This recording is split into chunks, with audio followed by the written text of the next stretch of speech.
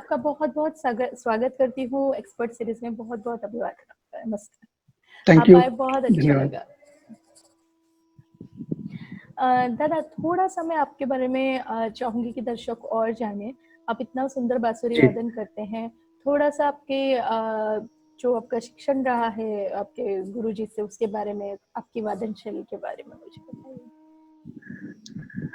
Actually मेरी बांसुरी की शुरुआत मेरे पिताजी से हुई। और मेरे पिताजी काफ़ी मशहूर बांसुरी वादक थे। और उनके घर में ही बांसुरी के और तबले के क्लासेस चलते थे। तो मेरे हाथ में बांसुरी कब आ गई मुझे पता नहीं चला। तो यही मैं कह सकता हूँ कि अपने आप ही बांसुरी आ गई या बांसुरी ने मुझे चुना शायद। बल्कि मैं ये नहीं कहूँगा कि मैंने बांसुरी को चुना, बांसुरी ने मुझे चुना। अरे, तो फिर उसके बाद आप गुरुजी के पास गए, पंडित हरिप्रसाद जी के पास सीखने के लिए। हाँ, पिताजी ने काफ़ी सिखाया, बेसिक्स बहुत अच्छे से सिखाए। और फिर सोचा कि क्योंकि पिताजी मेरे ख्याल अंग से, मतलब पन्ना बाबू स्टैंड से बजाते थे। जी जी। और वो चाहते थे कि मैं उस वक्त जो गुरुजी का जो वादन शैली थी गुरुजी की ध्रुपद अंग से या तंत्रकारी अंग से, तो वो मैं सीखूं।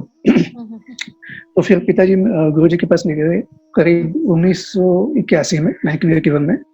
तो मैं उनका पहला गंगाबंद शागिर्द हूँ मेरे गुरुजी का। और तब से गुरुजी का साथ, मतलब गुरुजी से सीखना मेरा आरंभ हो गया। मैंने सुना है, आपको जितना भी मैं समझ पा रही हूँ कि आपकी जो वादन शैली है बाकी सभी बांसुरी वादक लोगों से बिल्कुल अलग है। आपकी वादन शैली के बारे में आप थोड़ा सा बताइए, कैसे डेवलप किया, क्या सोचा? मेरे हिसाब से हर एक की वादन शैली अलग होती है, क्योंकि हर एक आदमी का, हर एक इंसान का अपना एक खुद का नेचर होता है, तो वो उसके वादन में या गायन में आ जाता है। और हाँ, मैंने जरूर ये कोशिश की कि गुरुजी से सीखा। मगर एक फायदा मुझे ये भी था कि मैं पिताजी से भी सीखता था, तो वो एक अच्छे से कॉम्बिनेशन मेरे अंदर अपने आप आ गया। जी। तो वादन शैली में मैं ख्याल अंग भी बजाता हूँ, ध्रुपद अंग भी बजाता हूँ, तंत्रकारी अंग भी बजाता हूँ। और तंत्र में मतलब जो आप सितार में या वीणा में बजाते हैं, सिक्का नहीं करते, तो उस हिसाब से भी मैंने बजाना शुरू किया है। अरे दादा, थोड़ा सा कोई एक छोटा सा 5 मिनट अगर आप कुछ ख्याल अंग से या तंत्रकारी अंग से कुछ भी जो भी आप बजाना चाहें थोड़ा सा। आगा भी करता हूँ, क्योंकि है तो सब पूरा गायकी है।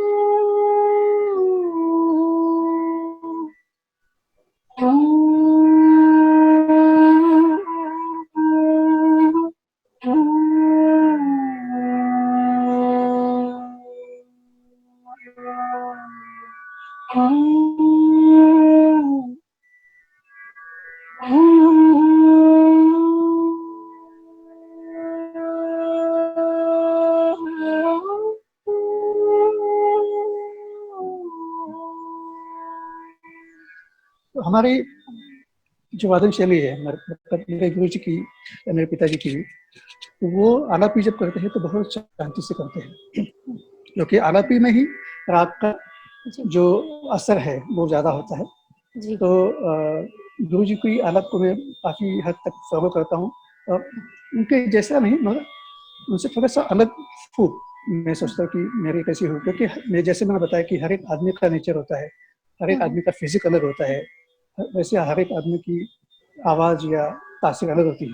जी। तो मैं सिर्फ़ गुरु जी को कॉपी करूँगा तो फिर वो अच्छा नहीं रहेगा। जी। तो उसमें थोड़ा-सा मेरा भी कुछ दिखना चाहिए। हाँ, जी। ये बात भी है कि उनसे सीखा ही भी पता चलना चाहिए। ये जी। नहीं कि उनसे एकदम अलग हो जाए तो फिर सब कहेंगे कि ये बिना सीखे ही उनका नाम ले रहे हैं। दोनों तो का हमेशा मेरा हमेशा प्रयास यही रहता है कि उसमें मेरा नेचर कुछ आ जाए।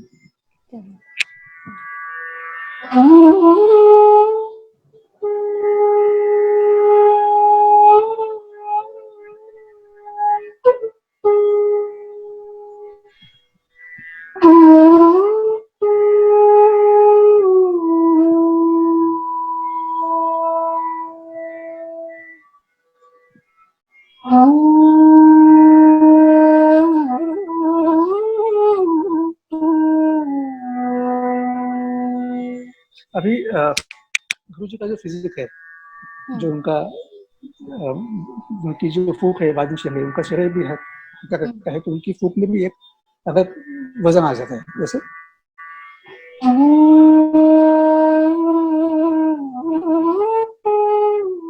मैं कॉपी करूंगा तो फिर वो उनको ही सुनेंगे, बच्चे मुझे नहीं सुनेंगे।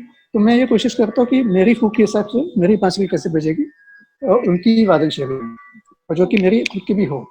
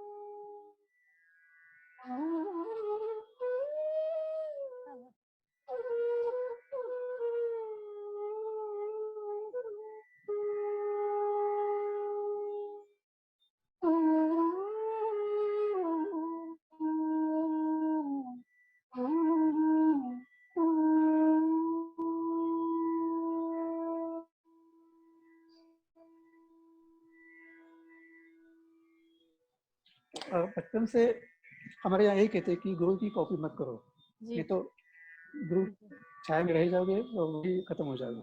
जी।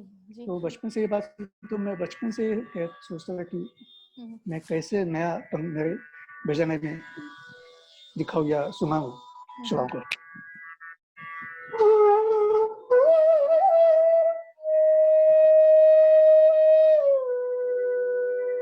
यही सूरज गुरु जी ऐसे बजाएंगे।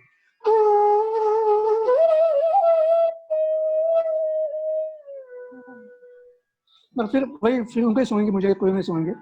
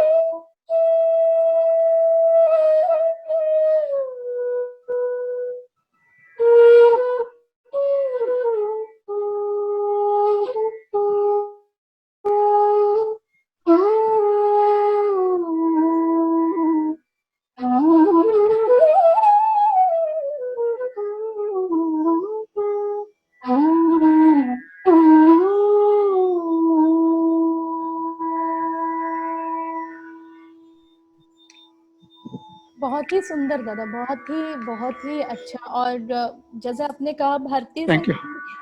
बहुत बड़ी विशेषता ये है कि हर कलाकार अपने अंदाज में, अपने तरीके से, अपने विचार से कुछ अलग बजाता है। राग वही रहता है लेकिन हर बार वो कुछ और हो जाता है। मैं कल परसों से सोच वो रही होना ही चाहिए, नहीं तो फिर मैं कल परसों सोच रही थी दादा हाँ जी। कि मैं कल परसों बैठ के सोच रही थी कि संगीत में कितना भी करते जाए कम कम ही रहने वाला है, क्योंकि इतना फैला हुआ है कि एक राग को, ये कुछ राग जो हम बहुत ज्यादा प्रचलन में है, इनको ही हम बजा रहे हैं तो भी वो भी पूरे नहीं हो पाएंगे, क्योंकि कितना सीखने को, कितना आगे जाने को है, सही बात। बहुत ज्यादा कुछ करने को है दादा। बहुत सुंदर लगा, खास करके और आपने जितना जिस हम तरह से डिफरेंशिएट करके बताया, अंतर देख के बताया कि ये इनका ऐसा है तो मेरा ऐसा होगा, बहुत अच्छे से समझ में आया है, बहुत अच्छा। नहीं, और राग के बारे में बात सही है कि मतलब यमन जैसे राग लीजिए, अभी तक मतलब हम रोज भी बजाएंगे प्रोग्राम में तो भी वो खत्म ही नहीं होगा। वही 7 सुर है, वही चैनल है, मगर उसका जो फ्रेजेस जैसे बनते हैं वो हर एक राग का वैसे ही बात है। दादा जब हम रागों की बात करते हैं तो अभी भगवान श्री कृष्ण जी के काल में, उससे भी पहले सामवेद से जब से हमारा संगीत हम मानते हैं कि शुरू हुआ है, भारतीय शास्त्रीय संगीत, उसके बाद से ग्राम राग, देश राग, जाति, विभिन्न जातियों में गायन वादन किया जाता था। उसके बाद रागों की उत्पत्ति, मतलब जिन्हें हम अब राग कहते हैं, तो वो जब हुई उसके बाद रूप बदलते गए। फिर अब आज के हम जो राग देखते हैं, एक ये ऐसा यमन है, ये ऐसा बिहाग, ऐसा जोग है, ऐसा ये अपना वसंत है, तो ये जो रूप है अभी बनकर आए, इनके बारे में क्योंकि बहुत लोग, जैसे ललित है, ललित भी 2 प्रकार का है।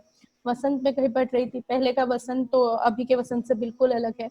तो ऐसा सब रागों का जी। रूप बदलते गए। तो मैं इस बारे में मैं चाहती हूँ कि आप इस पर बहुत प्रकाश डालें कि जो शुरुआत से लेके अभी तक जो बदलते हुए राग है, या रागों की उत्पत्ति है, या रागों का जो एक संवर्धन हो रहा है, उस बारे में अगर हम बात करना चाहें। मेरे हिसाब से ये राग तो काफी चेंज हुए हैं, और कुछ कुछ राग तो हमारे लोक संगीत से भी आए हुए हैं, फोक म्यूजिक से भी आए हुए हैं कुछ कुछ राग। उसके बारे में बाद में बात करेंगे। मगर ये जो कि चूंकि हमारी ये गुरुमुखी विद्या है, उस वक्त कुछ लिखा नहीं जाता था, तो गुरु ने उनसे गुरु से, उनके गुरु ने उनके गुरु से जो सीखते आ गए, तो नेचुरली हम जैसे छन्नी में छनेंगे तो कम मतलब थोड़ा सा फाइन या रिफाइन होता जाएगा या चेंज भी होता जाएगा। तो मेरे हिसाब से गुरुमुखी विद्या थी और डॉक्यूमेंटेशन उस वक्त कुछ नहीं था, इसलिए राग कुछ चेंज हो गए। और कई कई राग ऐसे भी है कि गाये भी हो गए। और मुझे लगता है कि लोग कहते हैं कि ये राग मैंने बनाया, वो राग मैंने बनाया, मगर मेरे हिसाब से राग सब बन चुके हुए।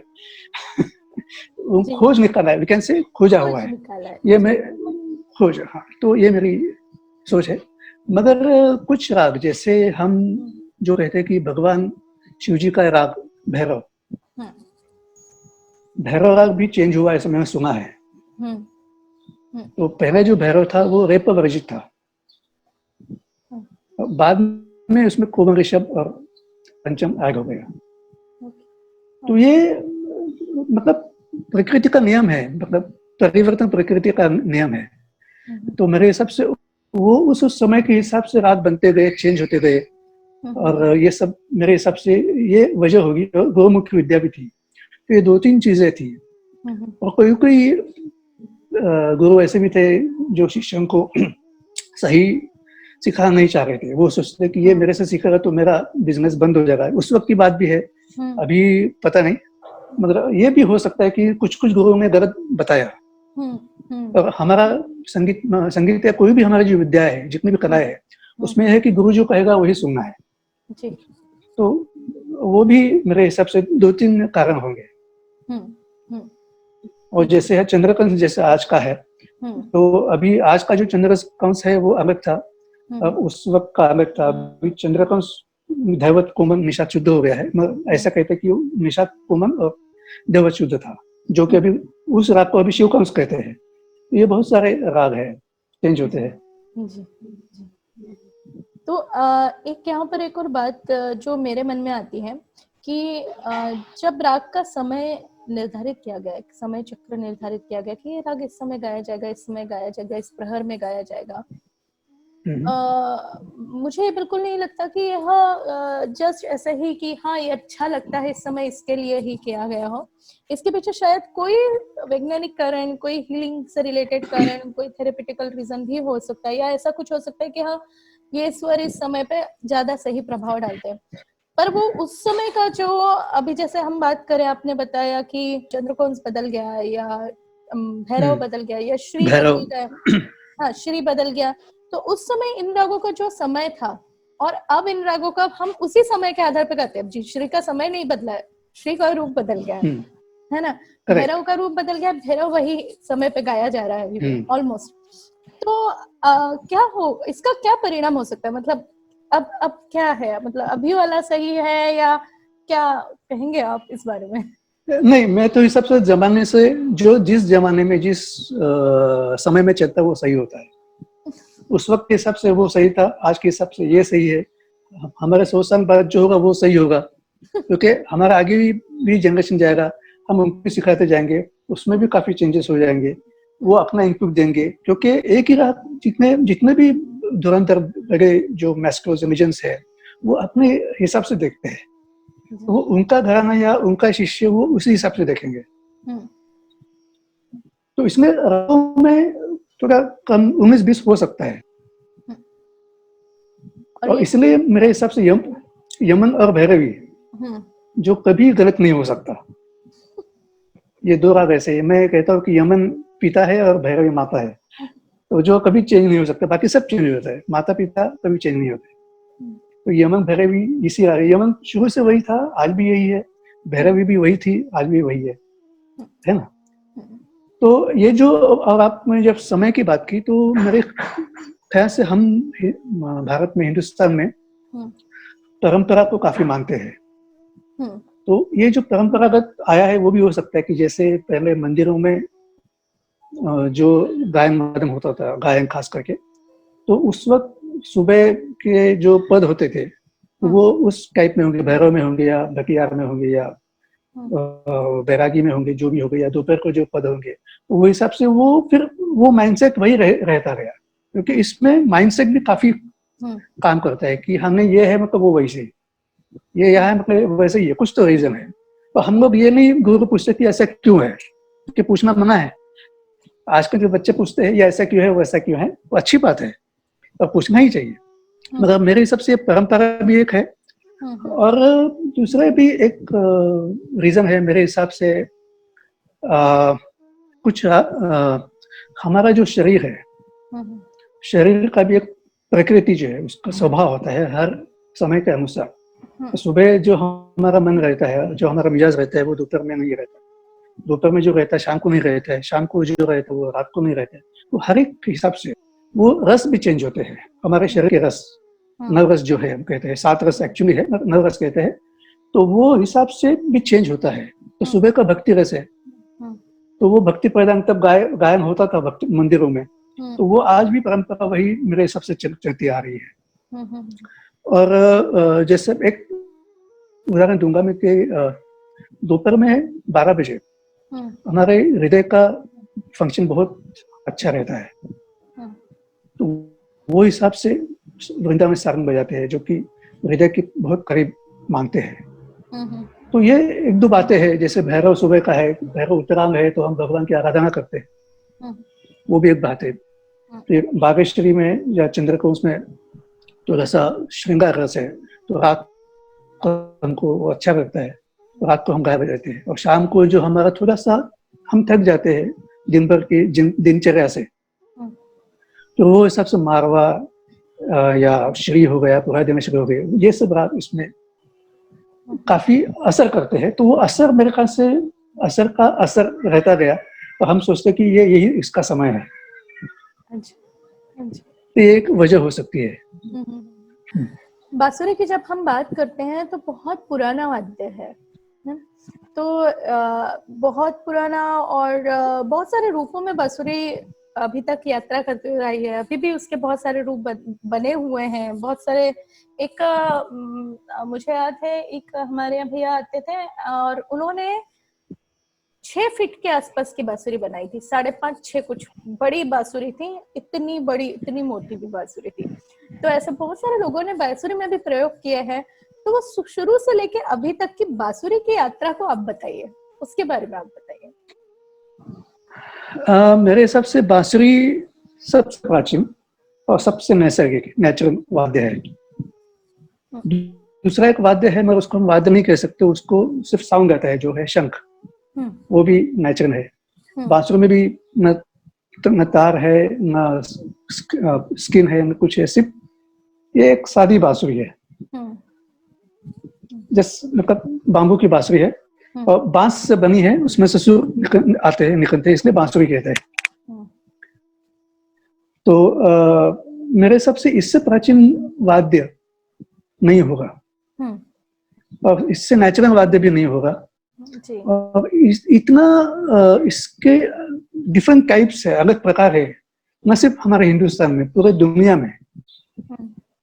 इसके मतलब आप देखिए, बांसुरी बाम्बू की है तो भी इसमें एक ब्लोइंग हो गए और बाकी ये फिंगर हो गए।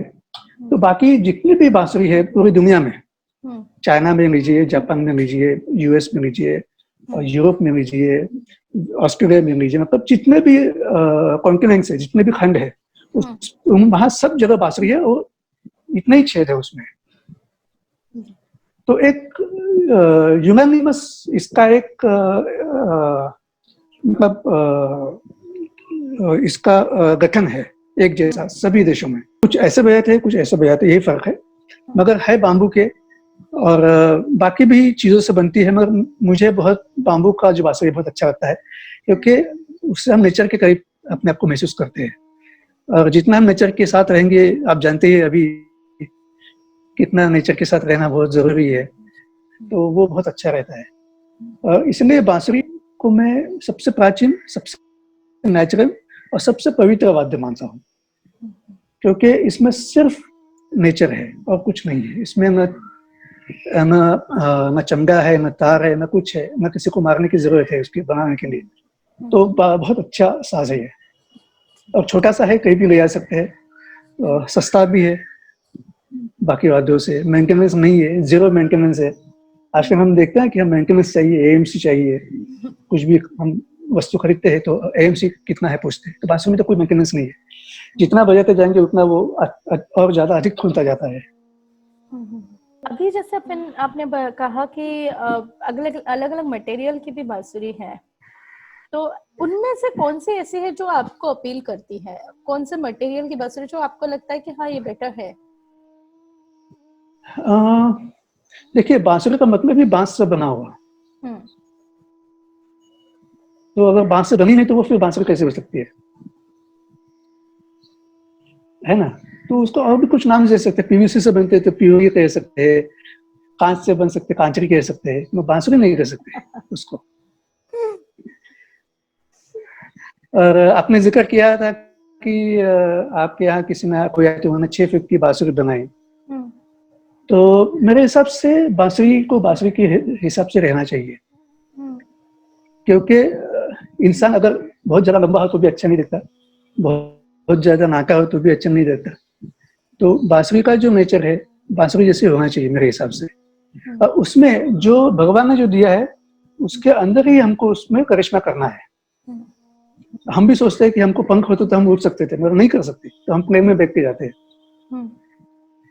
तो जितना भगवान ने दिया है, जितना इंसान कर सकता है, तो वैसे ही जो बांसुरी में कर सकता है, जैसे पन्ना बाबू ने किया, मेरे गुरुजी ने किया, वो मतलब सबके सामने उदाहरण है कि उन्होंने बाकी कुछ उसमें ऐड नहीं किया, जो है बांसुरी वैसी बनाई, वैसी बजाई, बहुत वैसे रखना चाहिए मेरे हिसाब से।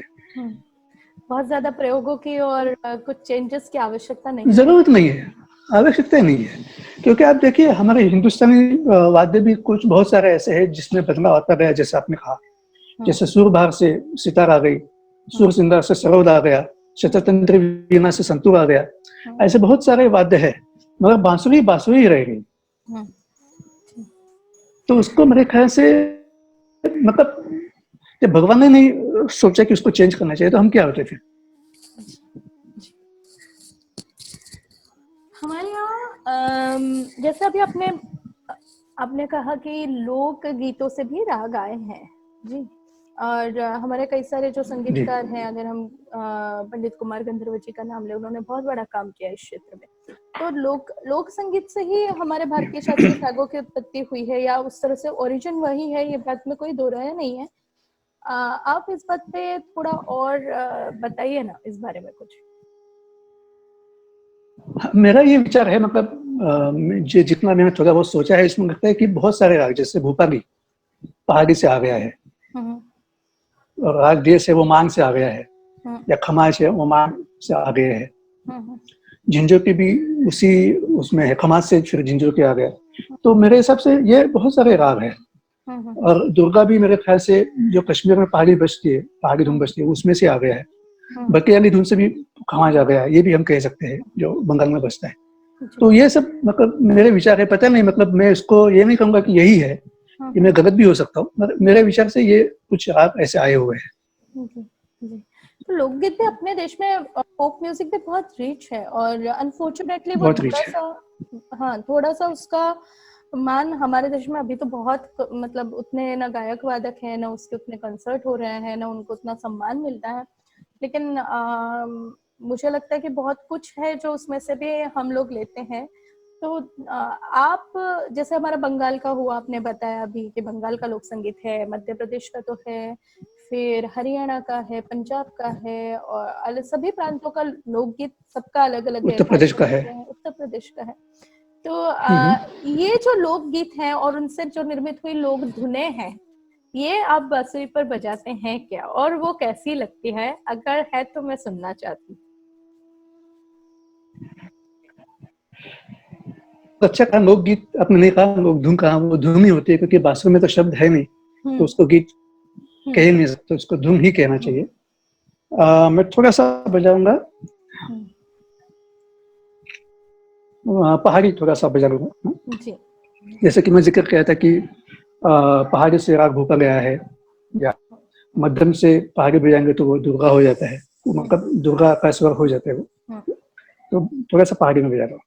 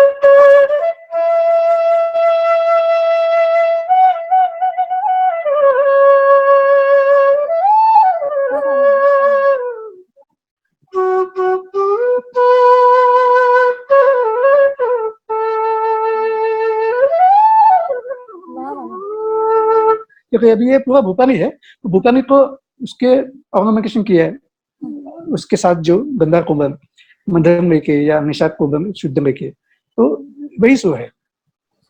सिर्फ हम पहाड़ी के जो सूर्य तारे का पदसा वो बजाएंगे तो भी पहाड़ी रहेगा।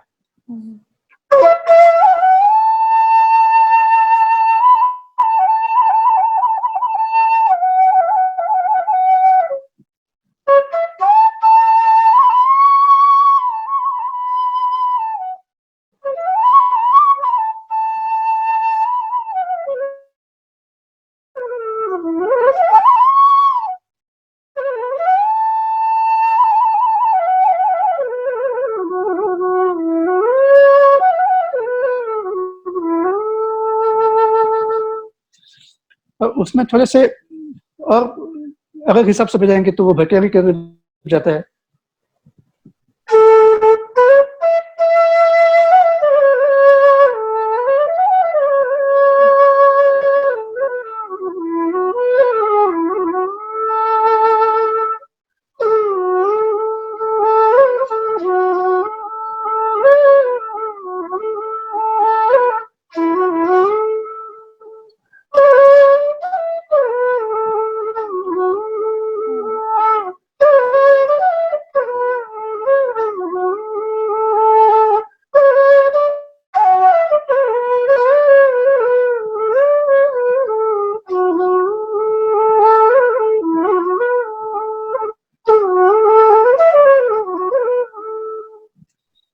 तो उसमें से एक थोड़ा सा एक भजन भी बन जाता है।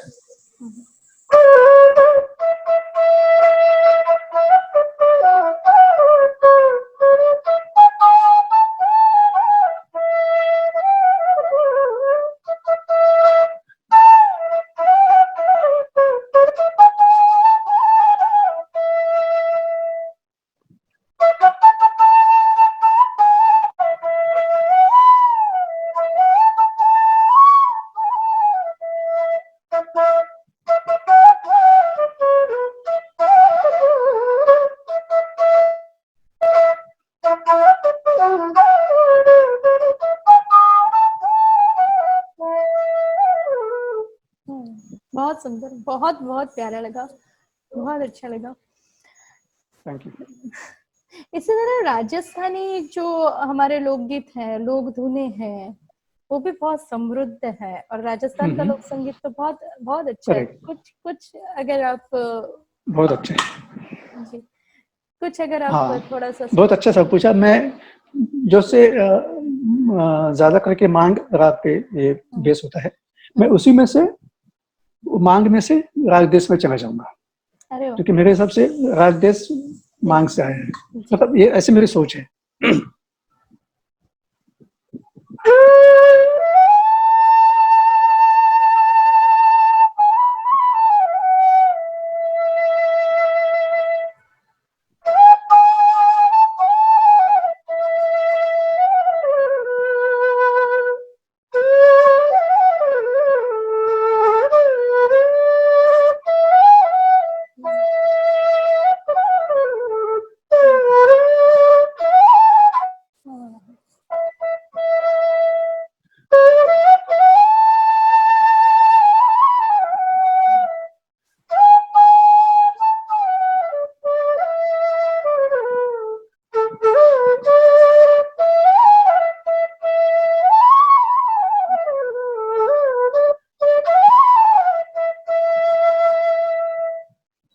अभी इसमें से देश जाएगा।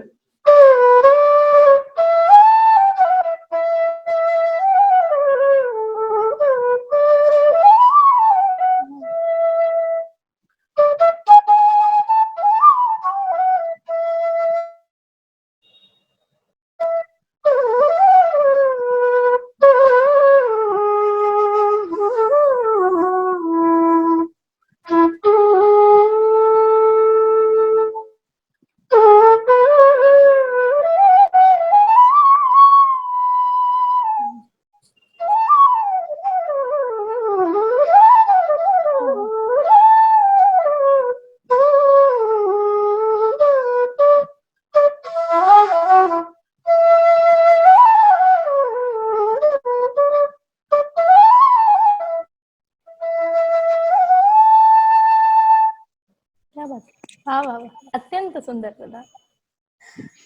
मध्य प्रदेश से हूँ मैं, और मैंने वो सारे बुंदेली लोकगीत बड़े सुने हैं। आप इतना अच्छा बजा रहे हो, और मैं आपसे फरमाइश करी जा रही हूँ, लेकिन मैं सीरियसली आपसे सुनना चाहती हूँ कुछ मध्य प्रदेश का, अगर कुछ लोक धुन कोई सुनाए आप तो। एक्चुअली मैं टू बी फ्रैंक, मैंने नहीं सुना अभी तक बुंदेली। ऐसा मौका नहीं आया मैंने सुना। हालांकि मध्य प्रदेश में काफी प्रोग्राम गया, मगर वो मुझे कभी सुनाई नहीं दिया। मैं ये सोचता कि हमारा जो महाराष्ट्र का और एक देन है नाट्य संगीत, नाट्य संगीत में सोच रहा हूँ बजाऊं, क्योंकि उसमें शब्द कम हो मगर उसमें राग दारिया जो भी है वो तो है ही। नाट्य संगीत तो बहुत बढ़िया है, प्लीज। तो मैं एक नाट्य गीत बजाऊंगा। आप पहचाने कौन सा था वो? जी, कोशिश।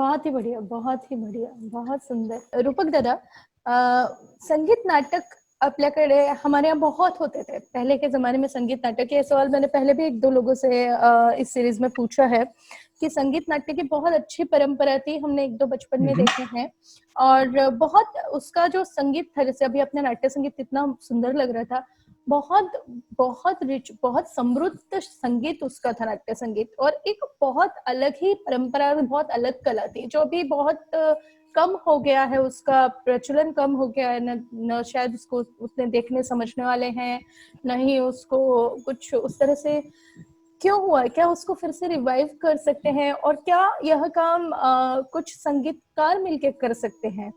मैं एक्टर्स की बात नहीं कर रही हूँ, कुछ संगीतकार जो अभिनय के क्षेत्र में शायद उतना नहीं है लेकिन संगीत के क्षेत्र में है, या दोनों चीजें होनी चाहिए? किस तरह से आप इसको जोड़ेंगे? संगीत नाटक महाराष्ट्र की, मैं कहूँगा कि सिर्फ महाराष्ट्र की नहीं, पूरी देश की या दुनिया की बहुत बड़ी परंपरा है. और संगीत नाटक में नाट्यपद गाना किसी अहरे गहरे का काम नहीं है. उसके लिए बहुत साधना चाहिए, बहुत सीखना चाहिए, अच्छे गुरु चाहिए, अच्छे शिष्य चाहिए, बहुत तालीम चाहिए, सबक चाहिए, और उसके साथ गला भी तैयार चाहिए, रियाज चाहिए. तो ये हो सकता है कि रिवाइव हो सकता है, जैसे ध्रुपद को हमने रिवाइव किया, तो वैसे नाट्य संगीत को भी रिवाइव कर सकते हैं. क्योंकि हमारे देश में अभी भी बहुत अच्छे गायक है, गायिकाएं हैं जो ये काम कर सकती है, और एक्टिंग भी कर सकती है. आजकल तो एक्टिंग करना बहुत आसान हो गया है, तो अगर गायक अच्छे है तो एक्टिंग आराम से आ सकती है. रिवाइव किया जा सकता है और रिवाइव करा जा सकता है. इसके लिए थोड़ा सा हमको, हमारी गवर्नमेंट, राज्य सरकार या केंद्र सरकार, ये दोनों मिलकर कुछ करे. जैसे संगीत नाटक अकादमी है, या ICCR है, या दक्षिण मध्य सांस्कृतिक केंद्र है, ये सब साथ में आके हमारे जो बड़े आर्टिस्ट है वो जरा उसको इनिशिएटिव लेंगे तो ये रिवाइव हो सकता है. क्योंकि ये बहुत अच्छी परंपरा है. ये हो सकता है कि सारी रात नहीं चलेगी. कि मैं खुद देखा था, रात को 9 बजे नाटक शुरू होता था, सुबह 6 बजे तक उसका चलता था, और एक पद आधा पौन घंटा 1 घंटा गाते थे, और फिर वंस मोर के बाद दोबारा गाते थे वो. तो ये तो अभी मुश्किल है, मगर 2 घंटे का संगीत नाटक को हो ही सकता है. जी दादा, बहुत बहुत सही बात कही आपने कि अगर प्रयत्न किया जाए तो हम लोग बचा सकते हैं. और मुझे लगता है हम सबको ये बचाना चाहिए, क्योंकि बहुत सुंदर, मैंने तो बहुत एक दो कोई देखे हैं, लेकिन उसी से मुझे इतना अच्छा लगता है. तो जिन्होंने सच में देखे हैं और जिन्होंने उसमें सच में काम मैंने किया, मैंने देखे.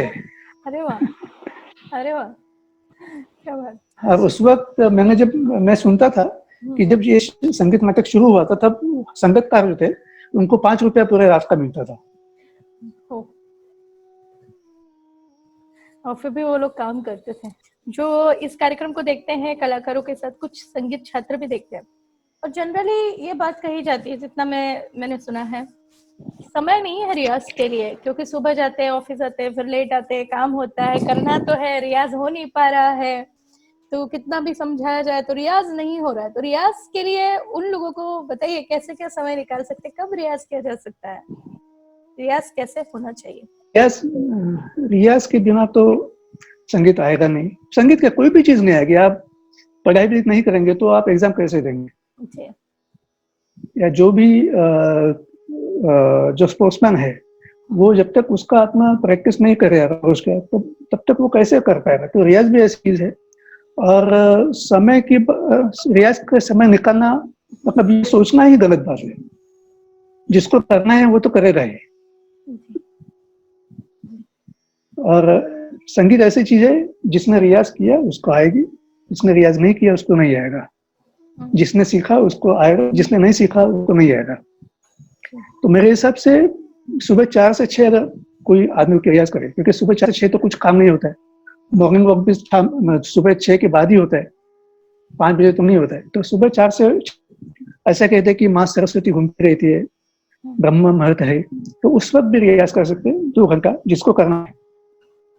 तो जिसको नहीं करना वो शाम को 4 से 6 भी नहीं कर पाएंगे. तो अपने ऊपर है ये. अभी जैसे कार्यक्रमों की बात करें तो पहले के जो कार्यक्रम थे, जो एक एक राग 3-3 घंटा गाते थे, एक एक आर्टिस्ट 3-3 घंटा गाता बजाता था स्टेज पर। उसके बाद बड़े लंबा चलता था, सभाएं चलती थी, सुनने वाले भी वैसे थे, सुनाने वाले भी बहुत दिल से लगकर गाते थे, बजाते थे। कुछ समय एक 20 नहीं शायद ज्यादा सालों में, 30 सालों के अंदर, 25 सालों के अंदर बहुत कुछ समारोह का रूप बदल गया है, बहुत शॉर्टन हो गया, बजाने गाने का भी टाइम हो गया है, ऑडियंस भी कुछ ऐसा चाहती है कि कुछ इंटरटेनिंग हो, छोटा और शॉर्ट इंटरटेनिंग जिसमें मजा आ जाए। तो ये सब कुछ बदल गया है। और अभी का जो समय है, ये अभी तो लॉकडाउन हो गया, तो इसके बाद तो पता नहीं कैसे क्या होने वाला है, ऑनलाइन होंगे समारोह या जैसा भी हो रहे हैं, या वापस से वो समय शुरू होगा जाके लोग जा रहे हैं, बैठ रहे हैं, सुन रहे हैं। ऑलरेडी कार्यक्रमों में सुनने वालों की संख्या कम थी। तो ये दोनों पक्ष पे आपसे कुछ जानना चाहूंगी। मेरे ख्याल से ये अभी जो समय है लॉकडाउन का या महामारी का, तो इससे नीचे तो हम आ सकते हैं, अभी इससे ऊपर ही आना है। तो ये 2-3 महीने के बाद अभी और मेरे ख्याल से 1 साल जाएगा, फिर सब से रिवाइव हो जाएगा मेरे हिसाब है। और हमारी संगीत कम्युनिटी बहुत अच्छे से, क्योंकि आज के दौर की जो नेसेसिटी है वो संगीत है, क्योंकि हमारे संगीत में वो सब कुछ है जो हमारे जीवन में चाहिए। शांति के लिए आलाप है, ऊर्जा के लिए तान है, ये सबसे राग है। तो बातें धीरे धीरे ऑडियंस को पता हो जाएगी, और ये हम का काम है कि लोगों तक कैसे पहुंचाए, क्योंकि जब उनको नहीं सुनाएंगे, हम नहीं पहुंचाएंगे कि हम ये क्या है। जैसे पहले एक राग 3 घंटा गाते थे, तो एटलीस्ट मेरे हिसाब से एक राग 1 घंटा तो होना चाहिए, 1.5 घंटा तो होना चाहिए। तो जब तक हम सुनाएंगे नहीं, तब तक लोगों को पता नहीं ये होता है, ये अच्छा है, और ये सुनाएंगे तभी हम ये बात हो जाएगी, और फिर से भी ऊपर आ जाएगा। तो मेरे हिसाब से ये सबसे नीचे है अभी, मगर इससे ऊपर ही आएगा, इससे नीचे हो जा नहीं सकता। आलापों की अगर हम बात करें तो बहुत अच्छा लगता है आलाप करना, आलाप बजाना कार्यक्रमों में भी, लेकिन अभी आलाप सुनते नहीं है ऐसा कहा जाता है। मतलब पहले आलाप होता था आधा पौना घंटा, तो एक राग का आलाप होता था कम से कम। अभी ये समय घट के 5-7 मिनट, 7 मिनट के अंदर खत्म करना है, 5 मिनट के अंदर आलाप करना है। तो ये कहीं ना कहीं राग की आत्मा को खत्म नहीं कर रहा है क्या? राग की आत्मा पे असर नहीं डाल रहा है क्या? कर रहा है अभी। मतलब क्या है, जब आर्टिस्ट खुद अंदर से शांत नहीं होगा ना, तब तो आलाप भी उसका शांत। आदमी सोचेगा कि अभी मैं बजा रहा हूँ या मैं मेरा फेसबुक पे चल रहा है, लाइव नहीं हो रहा है, या नजर सुन रहा है नहीं सुन रहा है, तो ये बात होगी, तो फिर मन में शांति है नहीं है, शांति दे कैसे कर सकेंगे। तो जो आलाप का मुख्य उद्देश्य राग को सजाना, राग की प्रकृति दिखाना, और मेरे हिसाब से आलाप में राग हम रखते हैं, वही राग वैसे रहना चाहिए। जैसे कोई लोग में आलाप में तो मपधम गानबाजी में फिर सानिध मग ऐसा रहते हैं, ये नहीं होना चाहिए। वो करेंगे नहीं, खुद रियाज करके, खुद समझा के, तब तक ऑडियंस को भी पता नहीं चलेगा। और हमारे संगीत में सब कुछ है जो ऑडियंस को चाहिए, सब कुछ है। हमको उसको कितनी मात्रा में देना चाहिए, कब देना चाहिए, ये हमको समझना। ये रियाज में भी आता है, ये चिंतन में भी आता है, ये सब में आता है, और एक्सपीरियंस करके भी आता है। जी बहुत सारी बहुत अच्छी बातें आपसे सुनने मिली दादा। Thank you so much. Thanks, आप आए और आपने इतना अच्छा कुछ बताया। थैंक यू, धन्यवाद। Thank you.